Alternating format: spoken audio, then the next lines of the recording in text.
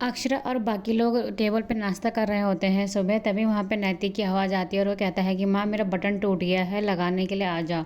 लेकिन जैसे ही गायत्री जाती है तो उसके बाद नैतिक फिर दोबारा आवाज़ मारता है और भाभी माँ अक्षरा को भेजती है। तभी वहीं गायत्री जो होती है वो अपने कमरे में सुई धागा लेने जाती है और आज बन्ना से ये कहती है कि नैतिक का बटन टूट गया है और मुझे लगता नहीं है कि बहू को ये सब काम आता होगा। उसके बाद वो जब डब्बा और सुई धागा लेके जाती है तो वो देखती है कि अक्षरा नैतिक का बटन लगा रही है और उन दोनों को देख के जो गायत्री होती है वो कमरे के बाहर ही रुक जाती है और उसको काफ़ी बुरा लगता है क्योंकि आज तक नैतिक के जो सारे काम थे वो वही करती थी और अब जब अक्षरा उसके काम करने लग गया तो उसको ऐसा लग रहा है कि उसका बेटा उससे दूर हो गया है। तभी वहाँ पे राज बन्ना भी आ जाता है और वो गायत्री को ऐसे उदास देख लेता है। फिर वो अपना बटन तोड़ता है और कहता है कि गायत्री जी मेरा भी बटन टूट गया है, इसे लगा दीजिए।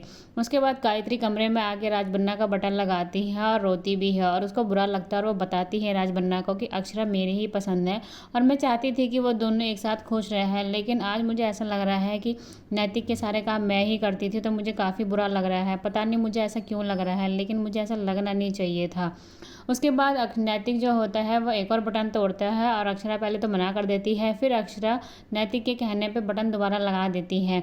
उसके बाद अक्षरा जो होती है वो नैतिक को तैयार करके ऑफिस के लिए भेजती है और जब जरा के वो अपना लैपटॉप रखता है नैतिक, तो वो अक्षरा को लैपटॉप दिखाता है कि उसमें उसकी फ़ोटो लगा रखी है नैतिक ने, जो पहली फ़ोटो उसकी आई थी।